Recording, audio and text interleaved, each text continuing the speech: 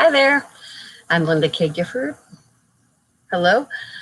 Not sure if that was on there yet. I'm kind of a newbie. This is my third YouTube live stream, although I was doing them on Facebook for seriously for about 3 months and for about the last year since the pandemic.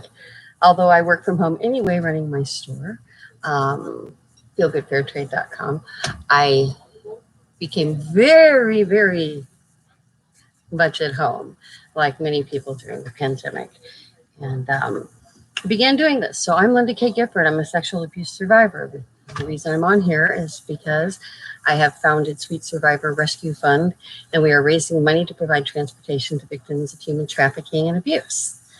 As someone who spent from the time I was 11 to 17 being groomed and turned into somebody's little child mistress and raped and drugged, alcohol,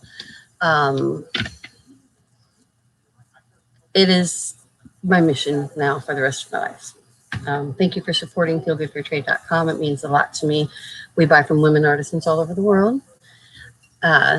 We shall remain. And now now my Earth 2.0 fundraising family of shops is launching its very first store, sweetsurvivor.com. And Feel Good Fair Trade's going to move under that umbrella too, because we're charitable shops. That's what we do. Going to be opening stand with Greta.com, SPADES.com, Ruby'sBridge.com, UpriseInc.com, LoveMyGender.com. So ThoseNastyWomen.com. All of these are opening now as individual, small, specific fundraising collections for the cause, for the related cause, for the Ocean Conservancy, for instance, with Stand With Greta, for the Human Rights Campaign, with Love My Gender, for the NAACP Legal Defense Fund, for Ruby's Bridge. But I'm on here as a life coach, having had a blackout, started writing the things down, posting some things that I wrote, which turned into my book, which I'm nearing, it's being put together. I say nearing completion. It's more than written and being organized at this point. And I have been calling it Self-Talk, My Continued Efforts to Survive Childhood Sexual Abuse. But then I realized, as I was talking about yesterday, day before yesterday, rather, Friday,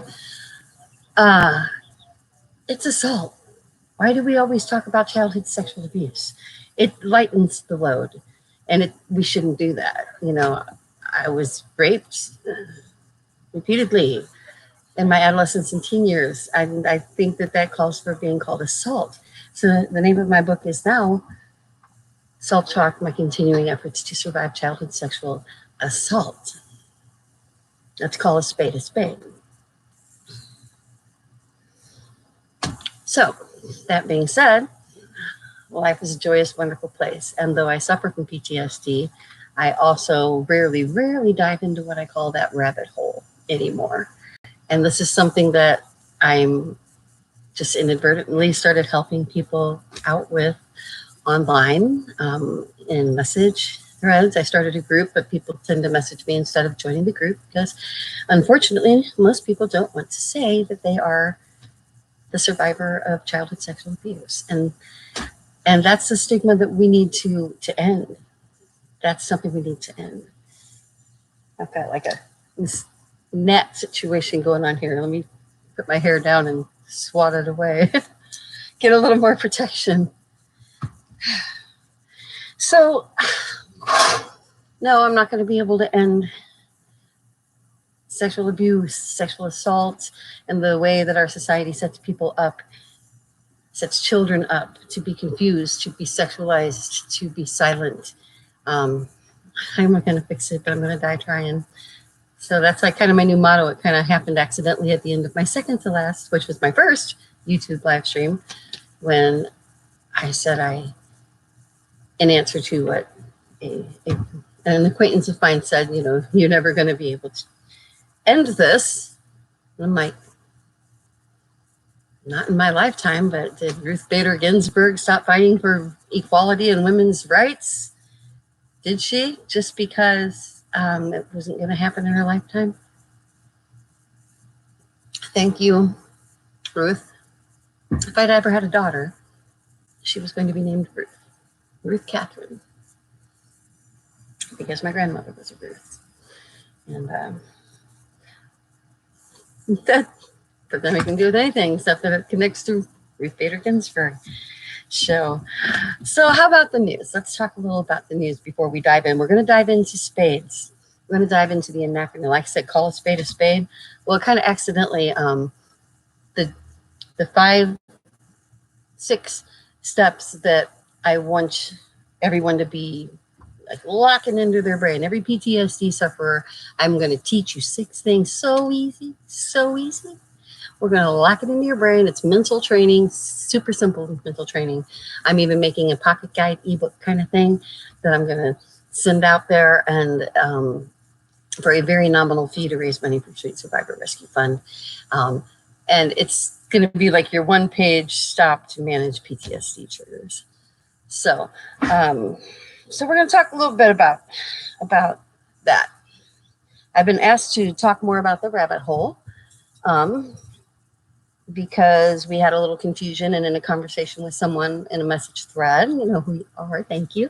I'm going to kind of clarify a little bit. People are used to, in modern day lingo, I guess the rabbit hole, you mostly hear it in reference to social media, to seeing the same social media and being presented the same social media by the algorithm. And indeed, that is a kind of rabbit hole. And it's even similar, actually, because the rabbit hole I'm talking about is when PTSD is triggered by whatever it is for you. For me, it's all kinds of stuff and nothing, just pops in there, you know, because as I was talking about in depth yesterday, I'm not going to get as in depth about it now, but essentially, when you're in a traumatic circumstance, memories aren't necessarily recorded in a chronological order, in a rational order that's like a jumble. Your body is in fight, flight, or freeze stance, and it's generally freeze that people go into unless they're trained, and that's one of the subjects we're going to talk about today, is being trained, and how important that is. So I'm going to tell you my own story about leaving a guy clutching his balls, crying on the street, after extricating him from my car that was moving. Yeah, training. So we're going to talk about training. So back to the rabbit hole.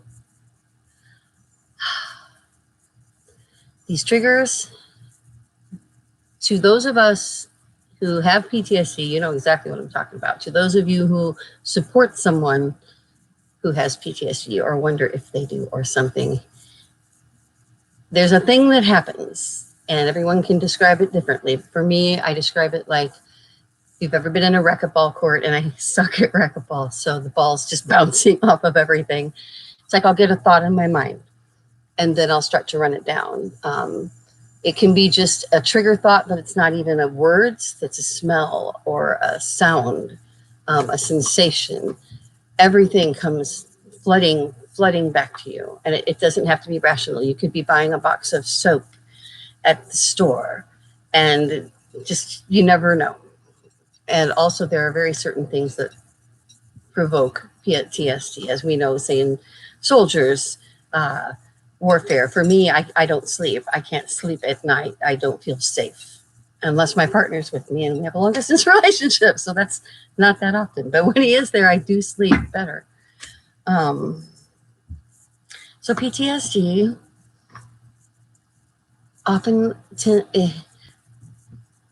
we tend to just start to feel crazy in one way or another. And whether it's sights and sounds and sensations, or whether it's words, I hear phrases in my mind and they start bouncing around, and it's like a ricochet, and you just generally at some point degrading talk comes in because you're trying to tell yourself to stop this. You're telling yourself you're crazy, and now you're embarrassed. You're ashamed. You're embarrassed. So you've got 2 choices. You can pull back out of it, right? Or you can go all the way into this, and you can cry and you can cry and you can lose it and re-experience everything.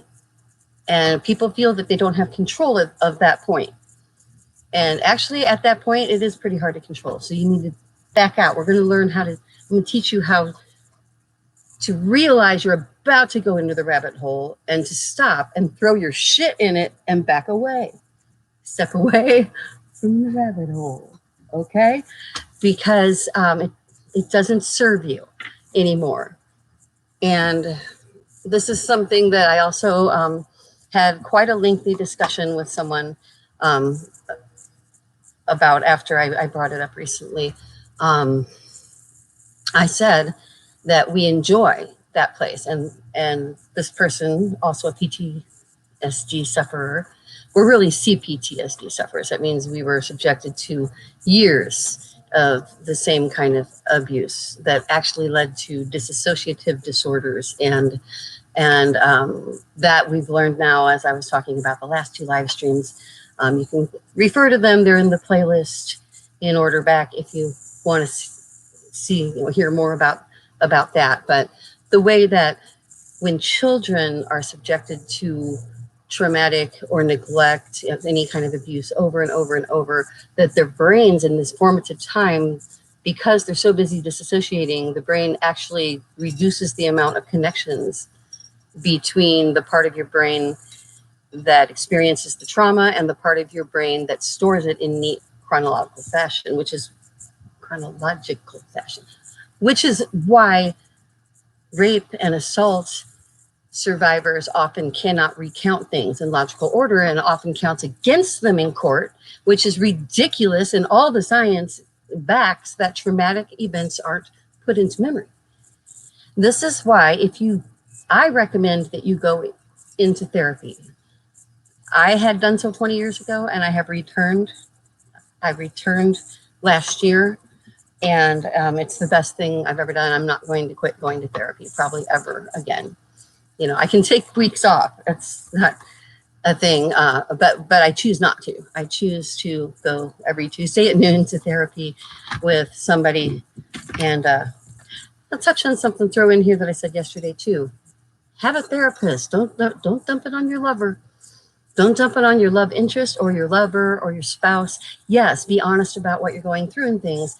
You can work that out. You can use keywords and that kind of thing. But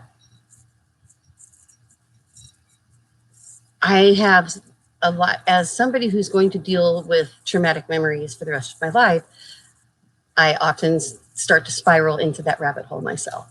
And I don't have the time to run a company, raise children, and cry and cry and cry. So I'm going to go back to what I said at the top of this, which was the offense was, or not offense so much as disbelief, me saying that I think people enjoy, but we do. It's comfortable. If you're back at that point where you're going to choose again, that's what I mean by the top of what I was talking about. So now you're starting to spiral in, you're being overwhelmed by this trigger, you're being triggered one way or the other, sight, sounds, words, whatever your thing is. Embarrassed, shame, guilt, all the things, and they're confusing. They're not like you're not rationally thinking. These are all just feelings and sensations. At that point, going all the way in is almost comfortable because we're used to crying it out. We're used to taking pills or drinking until we're numb. You can't really blame a trauma survivor for doing that, but I'm here to tell you it doesn't end well. It doesn't ever end well. And I know all too many people who it didn't end well for. I will reiterate probably every show, I am not a doctor. Do not stop taking your medication because that's very dangerous. You need to wean off of medication. But I do suggest that you consider that you might be able to get a handle on this one thing in your life that's a problem, the PTSD and the triggers and the associated behaviors that you use to hide it, to bury it, things that cause it to get worse. Instead, you can learn to just bring it into the light, deal with it, not try to hide it, say, hey, as I say every show, and I'm going to say it again, I am Linda K. Gifford. I am a sexual abuse survivor. And now that's liberating.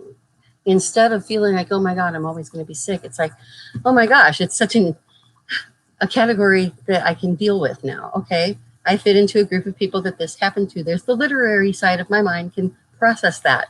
And that is very helpful to get your mind on board with the way that society grooms little girls, with the way that they're dressed, with the way that, gosh, I went to a high school show choir and half-dressed girls were up there shaking their booties from a different school. Our school didn't do that, and we took first. And a row of dads was yelling, "Get it, girls, get it, girls." I mean, that's disgusting. That's disgusting. I think I brought this up twice, but it's just such a great example. Just the other day, Angelina Jolie was out with her kids, I guess, and there was a news flash that came in on my phone, on my home screen. Like, this is that important. It says 14-year-old Shiloh Jolie, or whatever, rocking the dark Daisy Dukes. You know, Daisy Dukes, Dukes of Hazzard, Daisy Duke, the jean shorts that your ass hangs out of. So what we're saying is that we think it's awesome that this 14-year-old's ass is hanging out. And not only that, but she's rocking that ass in those Daisy Dukes. Does anybody else see a problem with that? Do you encourage your 14-year-old daughter, and I know somebody who one of his ex-wives does because he's disgusted by the pictures of his little adolescent daughter posing in little jean shorts and like next to nothing tops. I'm like, you sexualize children and then you say you're going to kill people when they rape your daughter, you know, or your son. You know, I talk mostly about women, but I certainly include men and trans and other and everybody. So it's a comfortable place, freaking out. That gives you an excuse to take pills or drink or do the comforting things. It gives you an excuse to cry or black out or go have sex with a stranger or whatever your thing is that you do. It's your excuse. Once you spiral all the way in, you're fucked up now. You need help. Pardon me. I need to edit that out probably, maybe. So you're messed up now. You're out and you've taken it. You've got an excuse. Or might I suggest you do what I do now, which is instead of waking up in a closet, a bathroom, or a field somewhere, done all of the above, not knowing how I got there. Instead, as soon as you feel that trigger, pull yourself into the present with what we talked about yesterday. And that's on the playlist that'll be attached at the end of this. Just click the screen on the playlist if you want to see that. How I best say. You're going to separate the past from the present. You're going to feel triggers for one way or another, whatever your way is sucking you into this place. And you're going to just start saying mundane, real things. You're going to say, just like I told you before, that's my computer. That's a wall. It's 2021. My name is Linda K. Gifford. I have 3 children. Their names are John and Sammy. Just whatever. Just get a grip. You don't need to think big thoughts right now. In fact, you don't want to think big thoughts right now. You want to think, you're going to use the visual because you can't think big thoughts. If you're starting to slide into a PTS trigger breakdown moment, it's hard to think big thoughts because you're already feeling jumbled and shaken. But you can say that's a wall. You can say, I'm a human. I'm a girl. That's a plant. I'm at home. It's 2021. I'm not in the past. I just gave myself a...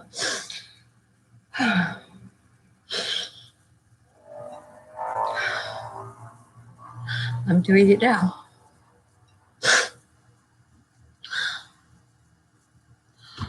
I'm going to stay in the present.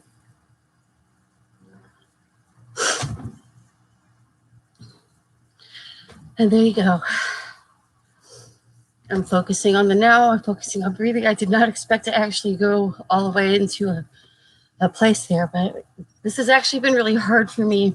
That's why I went back to my therapist. I was like, writing this book that I felt the need to start writing when I had a big blackout and started all this a year and a half ago. It's like, it's time. And then when I realized how life-changing it is to get a grip, you know, to not drink a bottle of wine every night, or take Vicodin. I took Vicodin, and I took my doctor the way my doctor prescribed it. I didn't overtake them. I never did. But my girlfriend did, and she died, my best friend, and she died of an accidental overdose. And I had taken them for over 10 years, quit that too. And all of this led to this point of discovery that I'm at now. Writing my book, Self-Talk, my continuing efforts to survive childhood sexual assault. I've launched Sweet Survivor Rescue Fund to provide transportation to victims of assault. I'm tomorrow morning onboarding again. We worked on it intensively Friday in several sessions with my new company, my new SEO, Dial It In, best people. Love this company, 29 SEO. They're working hand in hand, and sweetsurvivor.com is going to launch with a subscription page with logoed merchandise, all the standard stuff, and the very best cool standard stuff. And I found the most awesome shirt, the shirt you really want to wear, right? It's cut with a little bit of it would be like a dolman sleeve, except it's a t-shirt, and a little bit of a relaxed neck, not a V or a crew, just, it's just the drapey, relaxed a little bit t-shirt. So nice. And it fits what Vogue says is in this year with feminine flatter. Not that that matters, but cups, hats, totes, whatever you want to make. So sweetsurvivor.com is seriously now 1 to 2 weeks away. I can't give a specific launch date, except to tell you that I personally am, according to my sleep tracker, sleeping 3 hours and 38 minutes a night on average, back to May 7th. And that's when I started keeping track. I haven't checked it the last few days. I'm guessing it's less than that now.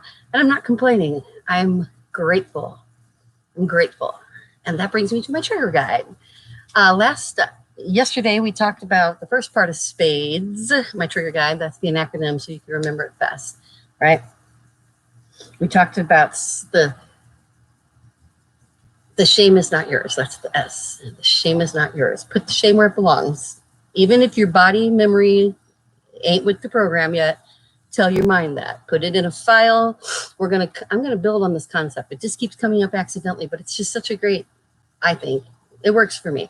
I think of I'm very analytical. I'm like an anal retentive Virgo, and I have Asperger's syndrome, if that's not readily apparent.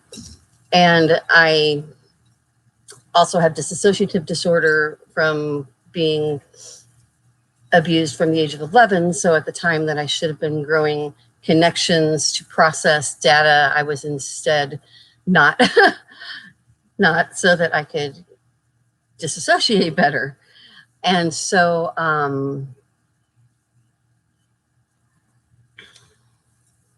all that being said, the shame is something that lives in the conscious mind.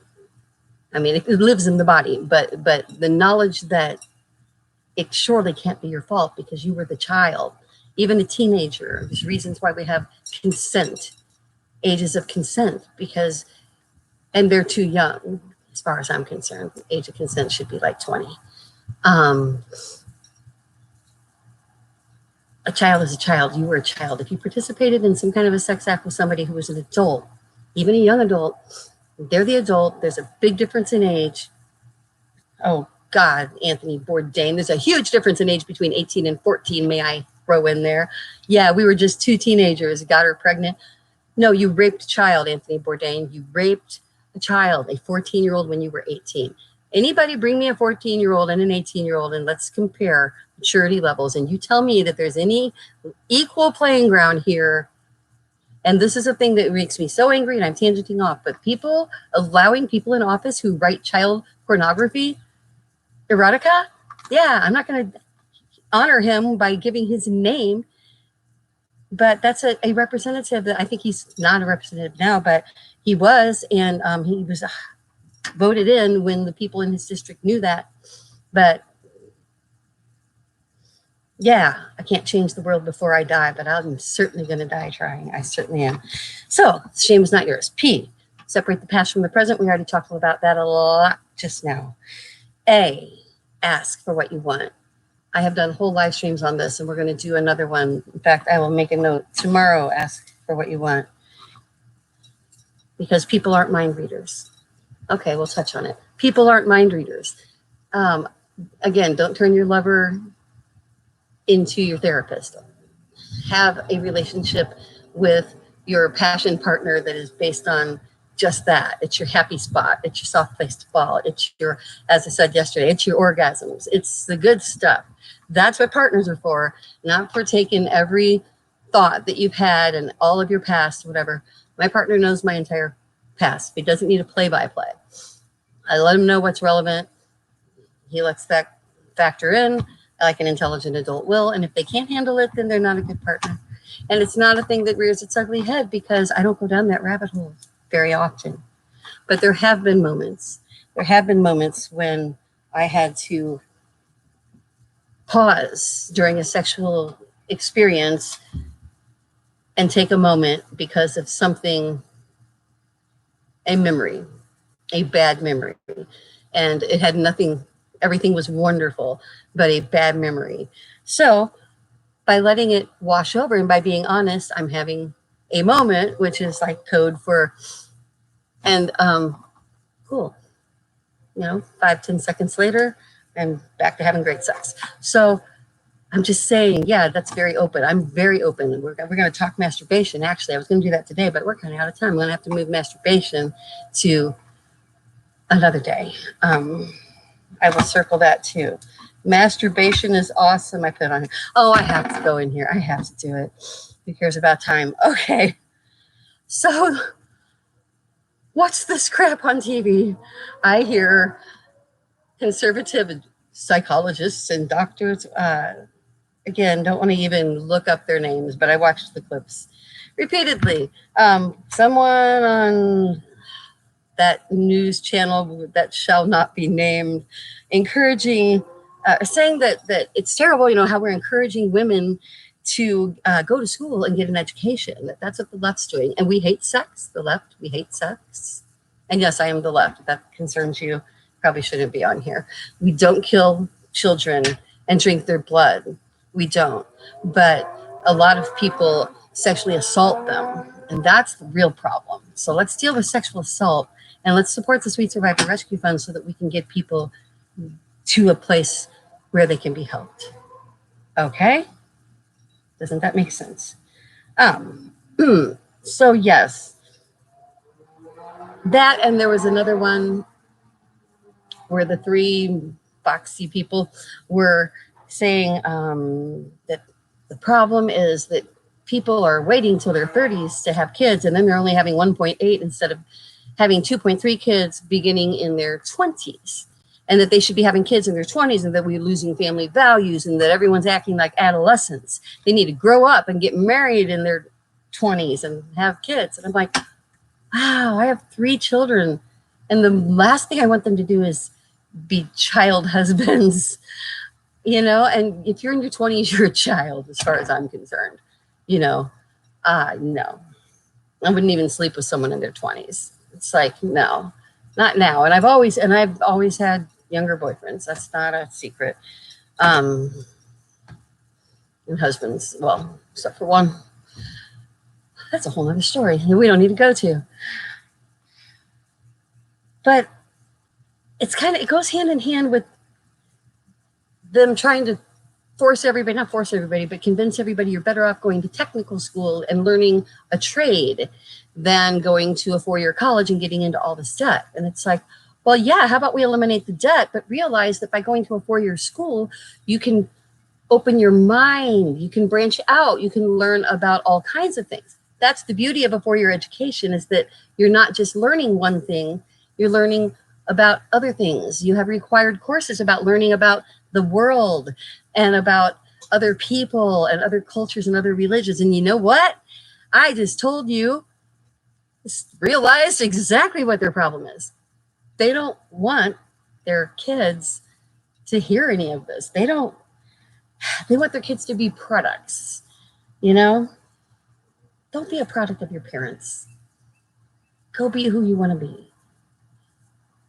I want to start the progressive parade. I've talked about this before. The progressive parade. When I was in my 20s, we were in some parades as like the Rainbow Tribe, and we took a flatbed, pulled it behind a truck and had a generator and drum kit and amps, and people would get on and off and play, and we had tumblers. I would roller skate, I would tumble, I would sing, and we would do these parades, and it was just so fun. Let's do that. Let's call it the progressive parade, and let's just do pop-ups in communities that are largely conservative, so that that errant child or adult that never gets to see another way of life, because that's really what's going on. They don't see our media. They don't hear it. They are brainwashed. I used to just think everybody was stupid until I realized the level of disparity in just Wi-Fi access, and these people think 5G is going to control their minds and destroy the earth, or I think Jewish space lasers start forest fires, and that I drink the blood of children. My skin is pretty nice. It's pretty nice for my age, my undisclosed age. Anyway, that's a bunch of crap. Kids are kids. Let them be kids. If you're in your 20s, you're a kid. You don't need to be having kids when you're a kid. Nobody should be thinking about having kids till they're in their 30s, as far as I'm concerned. So don't be a commodity or a product for your parent. Just like I tell women, don't be a commodity for some man. Don't wait for some man to take care of you. Take care of yourself. Take care of yourself. Because you never know if that rug's going to get pulled out from under you. And worse yet, more women than not that I know, when they have a sucky situation but a decent home and money and stuff, they just deal with it. And that sucks the life out of them. They don't have passion. They don't have an opportunity to go out and actually find love. They're just perpetually in a nice house with good clothes. And does that do it for you? Because it doesn't for me. I need orgasms, like I said before. Orgasms. That's why we're going to talk a lot about masturbation, because that is really the best way to get them, unless you're lucky enough to be in an amazing bonded relationship. And I'm getting googly-eyed because I am. And that really surprises me, because I never thought I would be. So I gush on because you too can do that. And this is getting a grip on the things that triggered me and screwed me up, turning them into my superpower. Coming on here and telling you released me. It's like I've unburdened myself. I've taken it out of the deep, dark recesses, and I've put it in that mental office file that I tell you about on an open shelf. And I don't have to open it and read it every day, but I see it there, and I'm like, that's my file that says I've been abused, and all the crap's in that file, and I'm never, ever going to let anyone abuse me. And I just glance at that file, and now I smile, because it's like that file is on the shelf, in the open, not haunting me, not haunting my dreams. And yeah, I'll always get some PTSD triggers, quite a few, to tell you the truth, but they just don't grow anymore. They just don't grow very far. Demonstrating to you earlier, trying to talk to you, I got really shaky and weird, and that was a good example, because I don't have a reason or a cause. What I was saying isn't something that is triggering technically, but it just, the emotion of sharing it with you took me into that shaky place, and I had to practice what I preach. Everyone likes to take the medicine, don't they? But it's good medicine. It's good medicine. It's better than pills that steal your libido, because it's hard to be passionate when your libido is down, and then your libido's down and you feel bad about that, so you start bitching about other things. Pretty soon you're all fighting, and don't do that. Please talk to your doctor about the possibility that you could do mental training exercises and counseling and back off of some of these drugs if they're causing you a problem. And if you're super adjusted and happy and they're working for you, by all means, you do you. I am not a doctor. And by all means, don't stop anything suddenly because I don't like them. That's dangerous. That's physiological. That's putting yourself in danger. So don't do that. Spades, we're on D. Don't wait to feel okay to be okay. That's pretty self-explanatory, I think. You know, you're never going to stop waiting until you're over it to go have a life because, you know, go experience things. Even if you have triggers, go experience them armed with my trigger guide that I'm going to release soon, and come and talk to me. You can chat. I'm going to start Zooms. Actually, this week is my first. This is my third live stream on YouTube, although I've been doing them on Facebook for a few months. When they started going over like 4,000 and 5,000 on Facebook, I decided to go to YouTube because now we can actually raise money if we can suck everybody over here that was watching on Facebook. So here we go. Sweet Survivor Rescue Fund. E in spades. Okay. S, shame is not yours. P, separate the past from the present. A, ask for what you want. D, don't wait to feel okay to be okay. Get out there, do something. Deal with it along the way.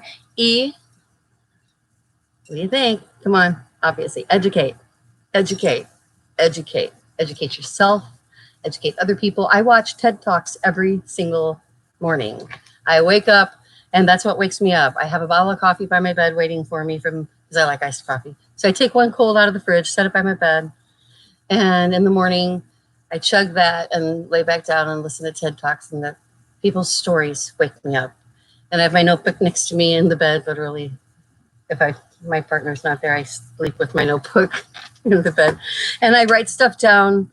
I highly recommend it. Educate. And the last step is speak up. Speak up. It goes hand in hand with educate. Advocate. Speak up. Is that T in the fridge? But I couldn't use an A because that would be spade. And spades is easy to remember. So call a spades. It's not a perfect acronym. Is that T in the fridge? That is tea in the fridge. It's mostly mint green, also green, and one chai. All organic from my mall store that I closed. I have a store, feelgoodfairtrade.com. Please support us. And all jewelry and scarf purchases support Sweet Survivor Rescue Fund, as well as the store that's about to open with a subscription service. And I'm going to be really trying to wrangle $5 a month out of all of y'all. Okay, because it's make a huge difference. Can you imagine if 1,000 people, the 1,000 subscribers give $5 a month? I give $5 a month to so many people, you know, because it's a small way I can make a difference. And I don't have much because the pandemic devastated us, honestly. But we are rebuilding, and it gave me the chance to get Sweet Survivor off the ground. When I had COVID and I thought I was going to die, and my son said, "What would you do if you were going to die?" And I'm like, I would start Sweet Survivor. So in the 3 days it took to have full-blown pneumonia, I had it off the ground. I had a GoFundMe page, a Facebook fundraiser page. They're called the Sweet Survivor Rescue Fund. You can donate there right now. Hands. Please do. Please do. Nobody's taking me seriously on this. Come on, people. People need help. I'm also going to be I'm really interested in Steven Tyler's Janie's Fund.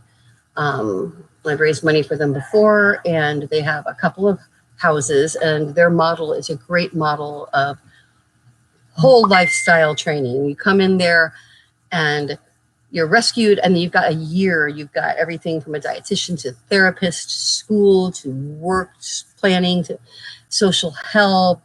You know, it's great. And that model needs to spread.